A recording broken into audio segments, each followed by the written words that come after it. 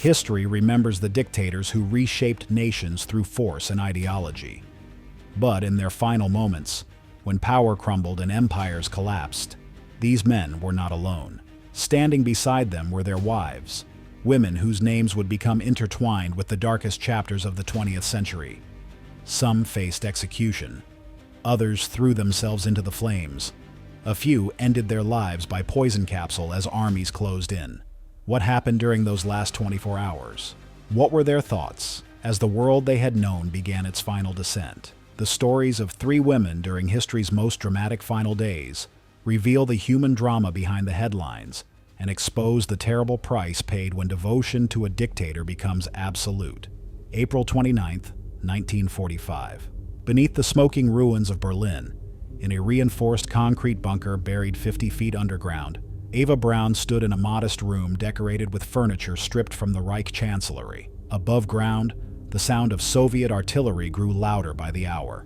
The Red Army had reached the Potsdamer Platz, less than a kilometer away.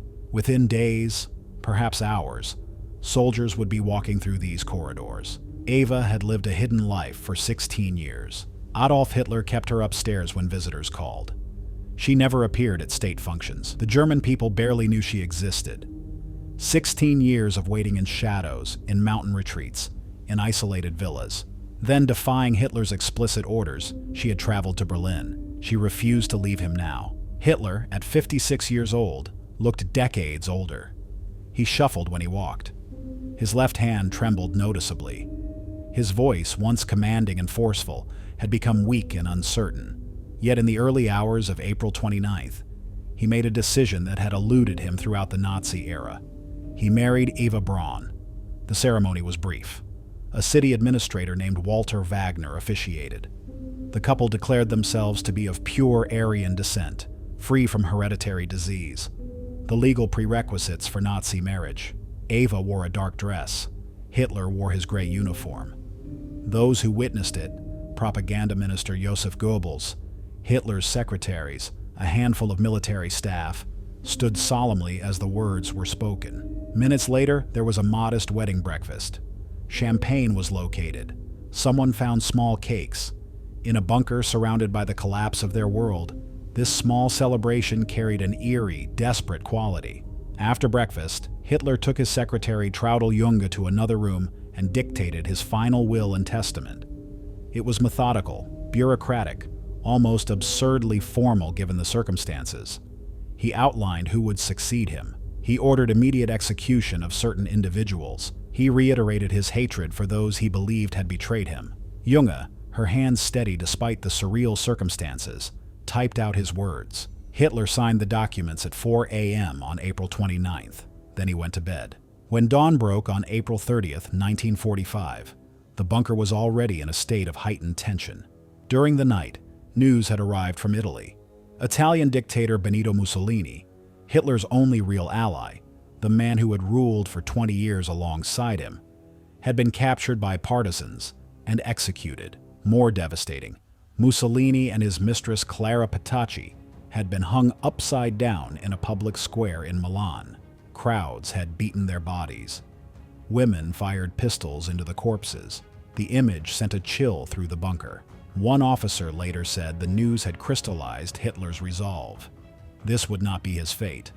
He would not be paraded through the streets. He would not hang from a rope for mobs to desecrate. By late morning, Russian forces had advanced to within a few blocks of the Reich Chancellery. Artillery shells struck the building above. Dust filtered down through the ventilation system. The sounds of battle echoed through concrete corridors. Messages arrived at the bunker.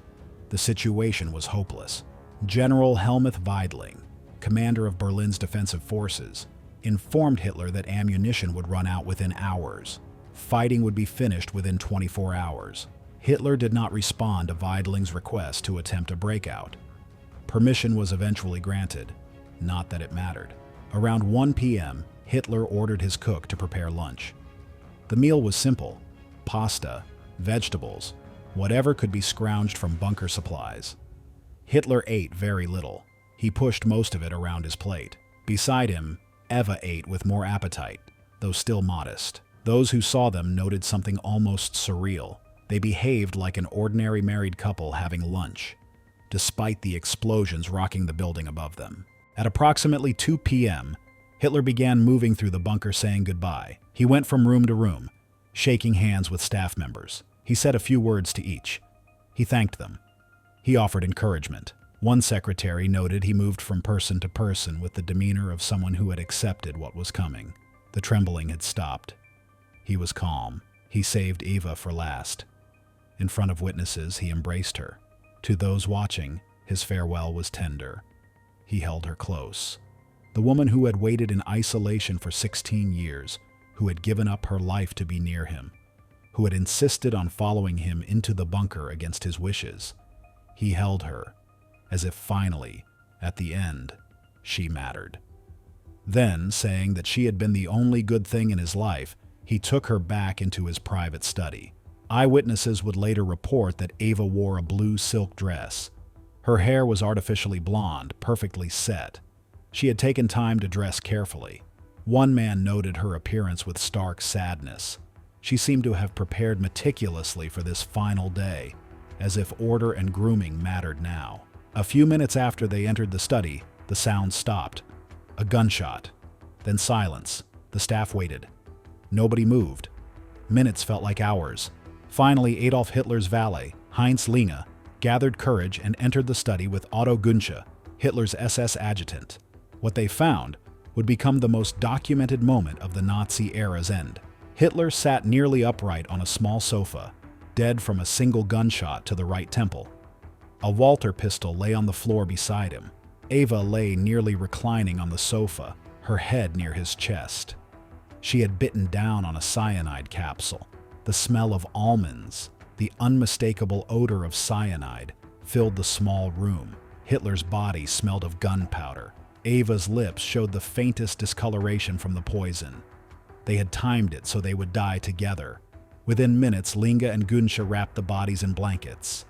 Hitler's driver, Erich Kempka, assisted. They carried the wrapped corpses through an emergency exit to the small garden behind the Reich Chancellery. Above ground, Soviet artillery continued its relentless bombardment. The shells came so rapidly that moving above ground was terrifying. Yet there, in that garden, the bodies were placed.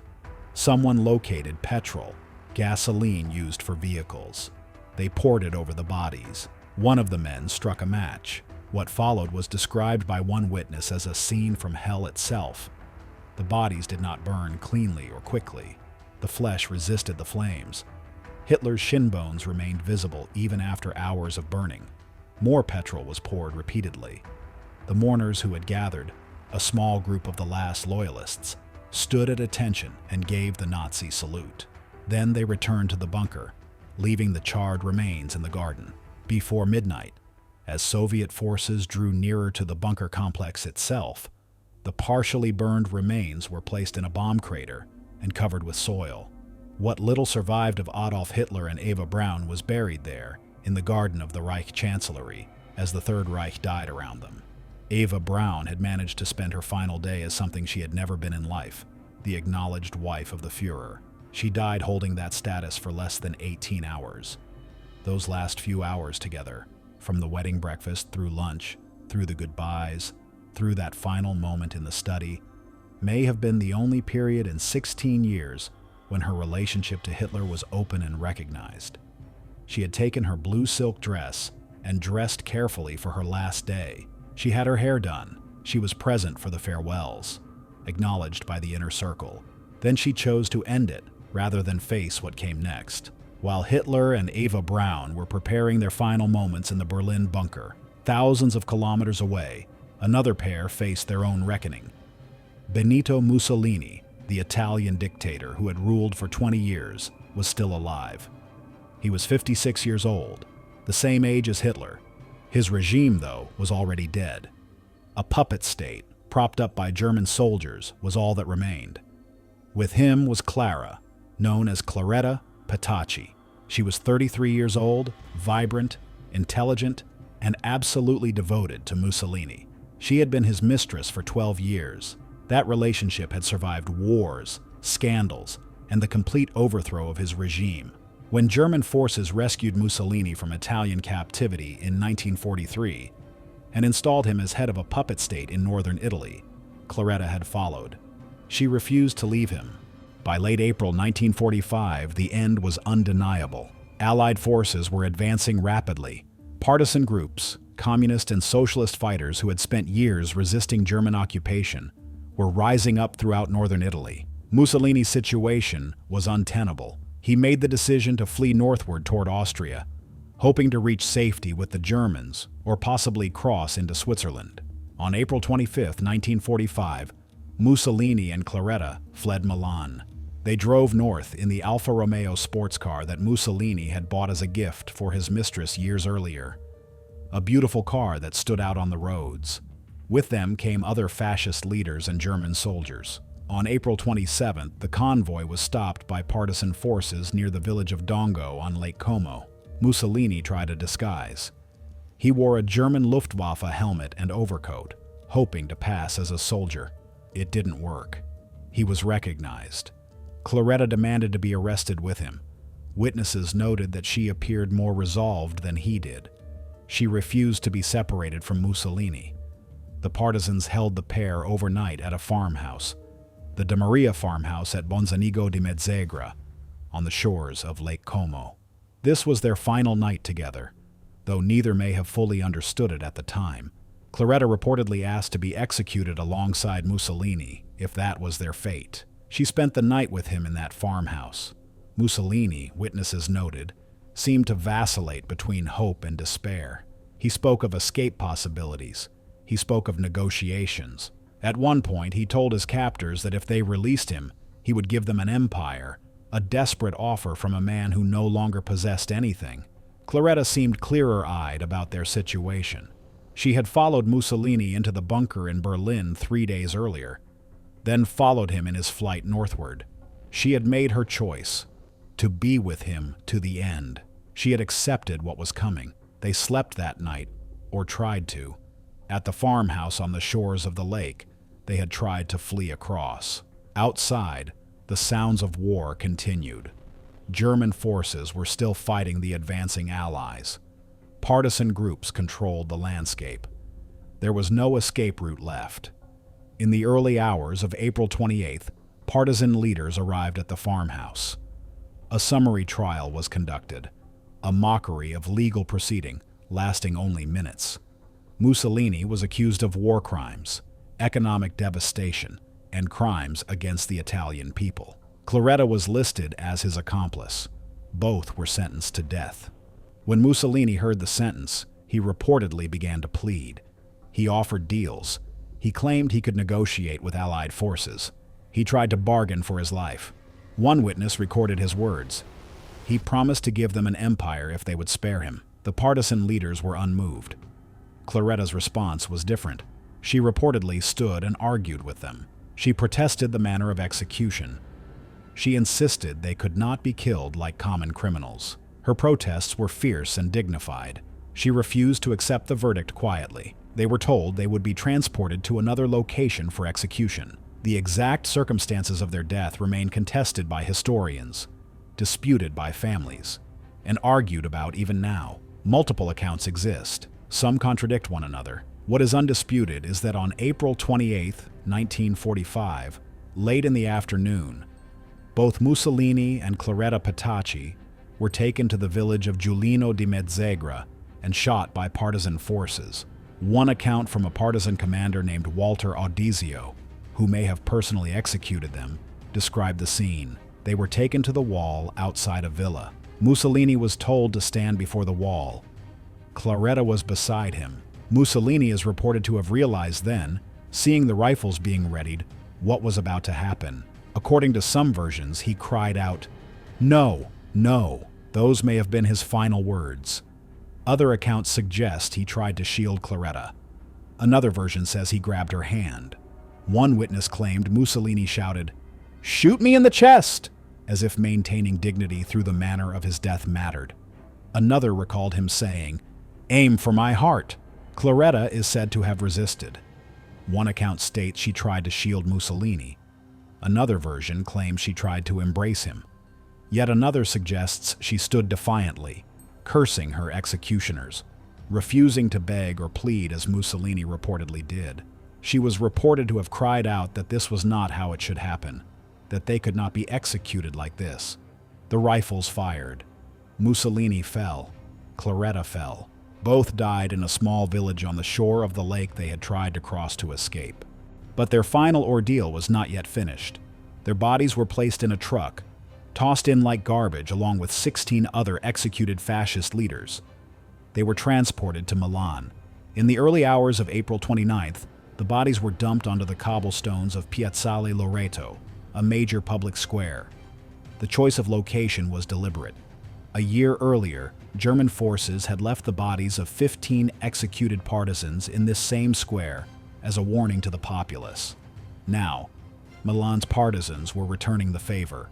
They arranged the bodies in a row and announced their presence to the crowd. What happened next would be captured in photographs that would circulate around the world. Hundreds of Milanese citizens gathered. Clerks stopped work. Shop owners closed their stores. Men, women, and children came to see the bodies of their hated dictator and his mistress. They came to desecrate them. A woman whose sons had been killed by the fascist regime approached Mussolini's body. She fired 5 bullets into it, shouting with each shot, "For my 5 dead sons." Another woman spat on the corpses. Men kicked them. The crowd surged back and forth, trampling the bodies. Partisan guards had to fire into the air to maintain any semblance of order.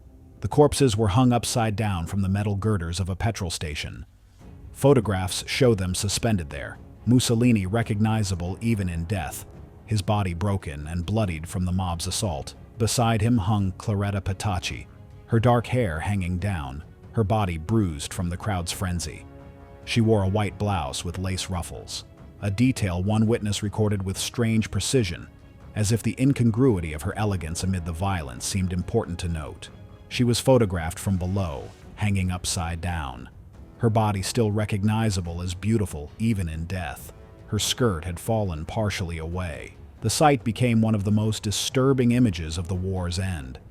Not just the dictator's humiliation, but the display and abuse of the woman who had chosen to stand beside him. What had begun as a final love story in a farmhouse on Lake Como had ended as a grotesque tragedy in a Milan square. While Hitler died in April and Mussolini in the same month, one dictator couple survived the war, but not the revolution. Nicolae and Elena Ceausescu ruled Romania as husband and wife for 24 years. By December 1989, the communist world was collapsing around them. Elena had been born a peasant in 1916. She grew up without formal education, working in textile factories before joining the Communist Party. She would rise to become one of the most powerful women in Eastern Europe. She was ruthless, narcissistic, and absolutely devoted to maintaining power alongside her husband. They styled themselves as partners in the revolution, though Nicolae held the formal position of dictator. Elena controlled vast apparatuses of state security and propaganda. She accumulated honorary doctorates, most of them fraudulent, and international honors. She demanded recognition as an equal in power, and Nicolae, in his own way, granted it. They had ruled together so long that many Romanians could not imagine Romania without them. By 1989, that stability was cracking. The Soviet Union itself was reforming under Mikhail Gorbachev. The communist regimes of Eastern Europe, propped up by Soviet tanks for 40 years, were wobbling. Poland had moved toward democracy. Hungary was opening its borders. The Iron Curtain was rusting. Nicolae and Elena seemed oblivious. Or perhaps they were so insulated by their security apparatus, so removed from ordinary people, that they genuinely believed their grip remained unshakable. On December 21st, 1989, Nicolae Ceausescu stood before a crowd gathered in front of the Central Committee headquarters in Bucharest to deliver a speech supporting the regime. The event had been carefully orchestrated.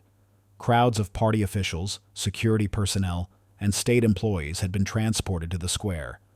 They were expected to cheer. Placards had been prepared. The choreography of power was familiar. Nicolae began to speak. He talked about the achievements of his regime. He talked about Romania's independence and dignity. But then, something unprecedented happened. The crowd did not respond with the expected applause. Instead, voices rose in protest. Some booed, some shouted against him. The noise grew. The carefully orchestrated event collapsed into chaos. For the first time in his 24 years of rule, Nicolae Ceausescu experienced open defiance. His face showed shock and confusion. He stumbled over his words. He tried to continue the speech, but the moment had fundamentally shattered. The crowd's rejection was absolute and irreversible. He could see it in their faces. Fear, yes, but also anger, and worst of all, contempt. They no longer feared him adequately. They no longer cared what he said. Nicolae was led away from the platform. Elena, watching from nearby, reportedly remained composed. But observers noted a change in her demeanor. She understood, perhaps more clearly than her husband, what that moment meant. Their time was ending. Within hours, Nicolae and Elena made the decision to flee Bucharest. They could not control the crowds. The army units they thought would support them were wavering or openly defecting to the revolution. The security forces that had protected them for 24 years were vanishing or turning against them. There was no safe place left in the capital. They made their way to a helicopter. An officer accompanying them later described Nicolae's state. The dictator who had ruled with absolute authority was now a desperate man, barely coherent, asking repeatedly whether it was too late, whether there was anywhere left to go. Elena seemed more focused, more determined, but even she seemed to understand that escape routes were closing. The helicopter lifted off from Bucharest. They flew north and west, searching for somewhere, anywhere, to land where they might find protection, or at least a chance to negotiate. But the revolution was spreading faster than the helicopter could fly. Everywhere they looked, cities were in upheaval. Security forces that might have sheltered them were nowhere to be found. The pilot made a decision. The helicopter could not keep flying indefinitely. It landed near the town of Târgoviște, about 40 miles northwest of Bucharest, at an army barracks. Nicolae and Elena disembarked, thinking perhaps they could find sympathetic military commanders who would protect them, or at least facilitate negotiations. They were wrong. The army unit at the base had already sided with the revolution. Soldiers surrounded them. Nicolae and Elena were placed under arrest. The couple was held at the Târgoviște barracks from December 22nd to December 25th.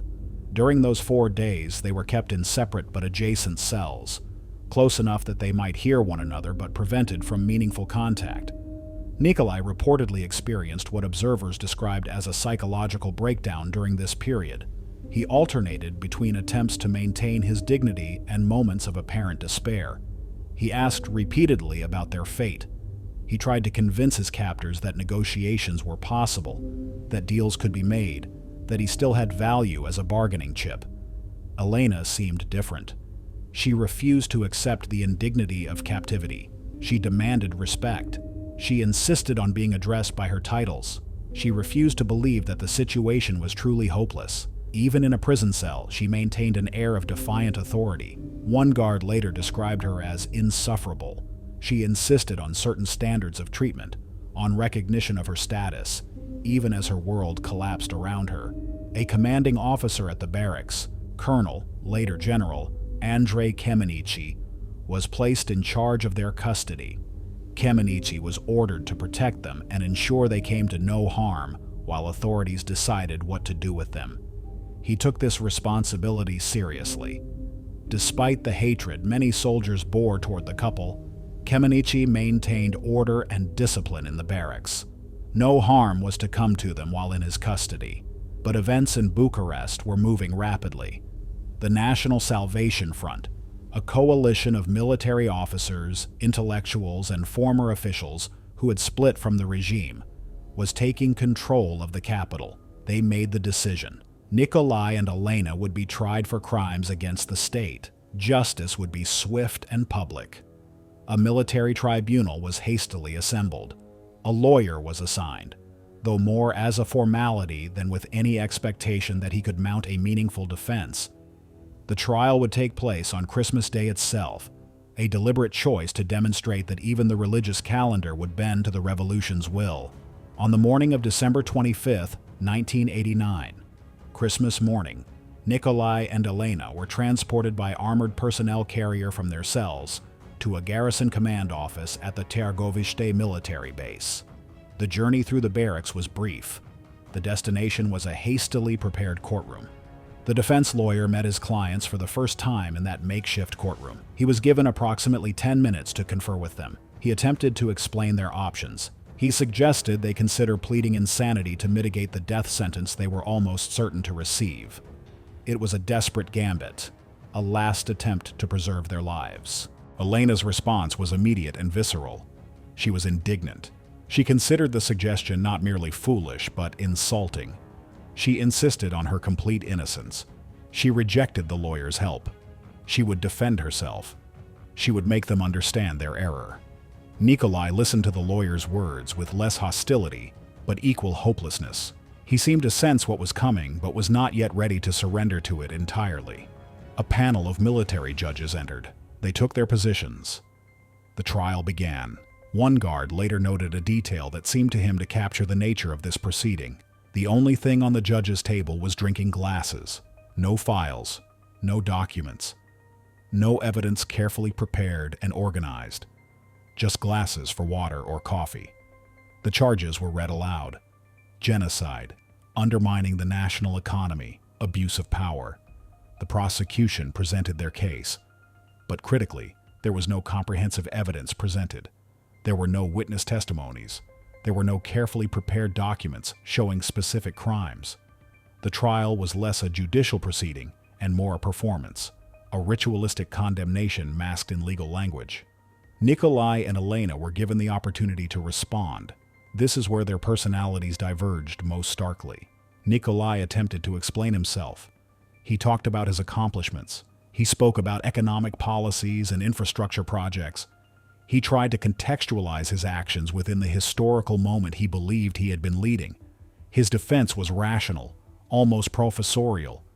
He seemed to be appealing to reason, to logic, to the possibility that they might understand that he had done what he believed was necessary. Elena was different. She was defiant. She interrupted the judges repeatedly. She denied every accusation. She insisted that the entire proceeding was a lie, a manipulation, a travesty. She demanded to know who had authorized this tribunal. She insisted they had no right to try her. She was not merely defending herself. She was attacking the legitimacy of the entire process. She seemed incapable of accepting that the power she had wielded was truly gone, that these people who were now questioning her actually had the authority to do so. The trial proceeded, though it was less trial and more coronation of predetermined judgment. The verdict came quickly, guilty on all counts. The sentence, death by firing squad. The judges, maintaining the pretense of legal procedure, noted that the sentence could be appealed to a higher court. This provision would prove meaningless. The appeals process would be rendered moot by events. Minutes after the verdict was announced, guards entered the courtroom.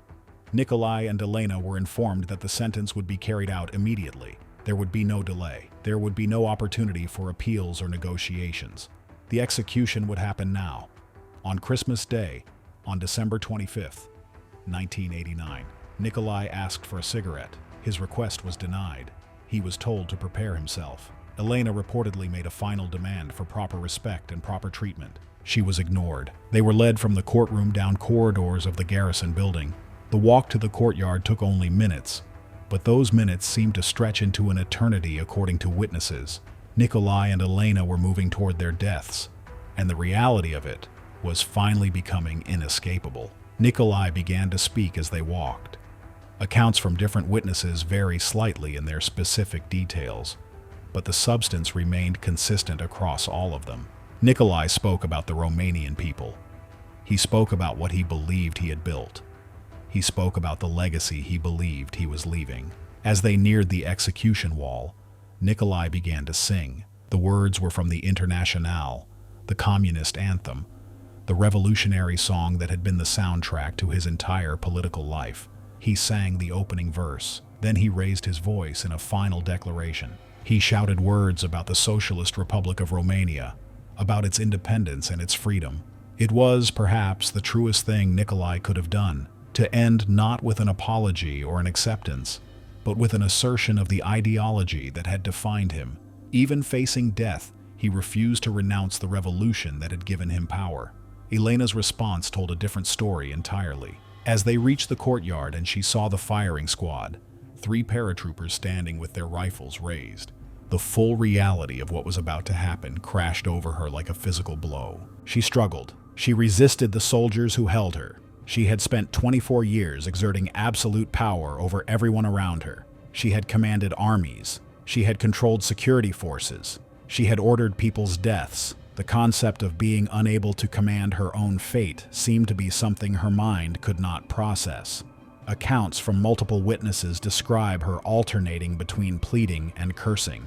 She screamed protests at the soldiers. She insisted that they could not tie her up. She demanded that they not offend her, that they not treat her this way. She tried to pull away from the guards. She seemed physically incapable of accepting that this was truly the end. Nikolai, by contrast, seemed almost resigned. He appeared to accept what was coming. Whether this was dignity or despair, witnesses could not agree. But he walked to the wall and stood there without further resistance. Their hands were tied behind their backs. They were positioned against the concrete wall. Nikolai stood upright. Elena continued to struggle and protest, even as her hands were being bound. The firing squad raised their rifles. A soldier was asked to give a formal final order, but the execution happened so quickly that no clear command seems to have been given. Perhaps in the chaos, the guard activity, Elena's continued resistance, the confusion of the moment, the order was simply implied. The rifles fired. 70 paratroopers later fired as well in some accounts, though other sources cite specific numbers like 120 bullets found in the combined bodies. The courtyard erupted into deafening noise. The bodies of Nikolai and Elena Ceausescu fell forward against the wall, collapsing to the ground. Blood stained the concrete. Nikolai and Elena Ceausescu, rulers of Romania for 24 years, were dead. Their final moments had been violent and chaotic. Nothing like the composed, philosophical ending of Hitler in his bunker. Nothing like Mussolini's swift violence. Nothing like the careful goodbyes that had characterized some dictators' departures from power. Instead, they died in a barracks courtyard on Christmas morning, shot to death by a firing squad, their deaths broadcast on the television screens of the nation they had ruled. Within hours, their bodies were photographed. Video footage was recorded. The images were broadcast on Romanian television that same evening. Romanians who had lived for 24 years under absolute state control finally saw proof that their dictators were truly gone. The video showed Nikolai and Elena lying on the ground, their bodies still, the walls behind them stained with the violence of their execution. The speed and manner of the execution remained controversial. Many, including some who had opposed the regime, questioned whether justice had been served through such a summary trial. Others, particularly those who had suffered under the regime, saw it as finally, mercifully, the end of oppression.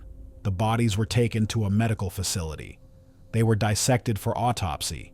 Then they were buried in unmarked graves at Ghencea Cemetery in Bucharest. Their remains were not returned to family. There would be no elaborate state funeral. There would be no monument. Nikolai and Elena Ceausescu were interred as criminals, their deaths marking not the end of a dynasty or the conclusion of a grand historical narrative, but the collapse of a system that had promised so much and delivered so much suffering. In the days and weeks following their execution, the full extent of their regime's crimes began to emerge. Hundreds had been killed during the revolution itself. Thousands had died in prisons and labor camps over the 24 years of their rule. Torture and deprivation had been systematic. Control had been absolute. The machinery of oppression had been pervasive. Elena, who had demanded respect even as she was being executed, would receive none in death. Her memory would be associated with vanity, cruelty, and contempt for human dignity. Nikolai, who sang the Internationale in his final moments, would be remembered as a despot who had perverted communist ideals into a nightmare. The final 24 hours of these women, Eva Braun, Claretta Petacci, and Elena Ceausescu, reveal the profound human drama beneath historical headlines. Eva chose poison and bullets over capture. Claretta died trying to shield the man she loved. Elena fought until the final second, refusing to accept the end that had come for her and her husband. 3 women, 3 different nations, 3 different responses to mortality, yet each faced the same ultimate reality: that power, devotion, ideology, and love could not prevent the moment when everything collapsed into personal ruin. The dictators are remembered, but so too are the women who stood beside them, whose final hours became as significant as their lives, who faced their endings with varying degrees of courage, defiance, and desperation. Their stories endure, not as glorification, but as historical testament to the consequences of absolute power and the terrible human costs of totalitarianism. If you enjoyed this video, please like and subscribe to our channel so you never miss out on more history documentaries.